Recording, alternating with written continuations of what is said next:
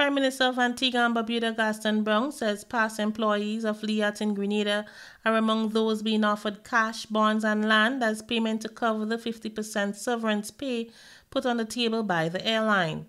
According to him, though the airline is still operational, in its present state it is unable to meet the full $100 million payment. As you know, the shareholding of the governments would have been limited to the extent of their shareholding. The Antiguan government, for example, would have pumped hundreds of millions of dollars in Liat over the years, and I will accept that would have had economic benefits, but at the end of the day, would have lost a few $100 million that we pumped into Liat over the decades. But in terms of any legal liability arising from the collapse of Liat, the governments do not have any such liability. And it is well known that Liat's assets are such that if you sell them on a piecemeal basis in liquidation, they may only get about 5% of their severance liabilities. The airline is owned by the government of Antigua and Barbuda, Barbados, Dominica, and St. Vincent and the Grenadines. Prime Minister Brown says the offer on the table is beyond what can be obtained in the court of law. He made it clear that the Antiguan government is in no way responsible for paying the debt. So what is really required is full cooperation. You find that some union leaders making unreasonable demands. They're making demands in which they have no legal basis so to do. And as I've said to the other unions, if they really think that they owe 100% of their severance and staff liabilities, go to court and prove it. It's of Antigua and Barbuda.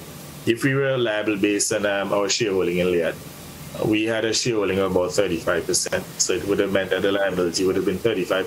The fact that we're offering 50%, as I said, it's just a very lucrative offer. And I don't know why the union leaders do not recognize that they don't have a legal leg on which to stand. They can't force the government to pay them anything. The Antiguan leader says so far the unions involved have rejected the offer made by Caribbean stakeholder governments, making it difficult to find an amicable solution. We're doing this on a compassionate basis. And if they take the 50% from Antigua and Barbuda, now the government chip in, then clearly they may get up to the 100%, but ask the Antiguan government to pay 100%, that is neither morally equitable or legally equitable. And then we're not going to increase our offer. Our offer stands at 50%, and we're just waiting for them to come to a consensus among themselves and to accept the offer. Prime Minister Gaston Brown was speaking on GBN's primetime current affairs program Beyond the Headlines on Monday. Attempts have been made to contact the union that represents Grenadian Liat workers, but all calls went unanswered. For GBN News, I am Rena Thomas reporting.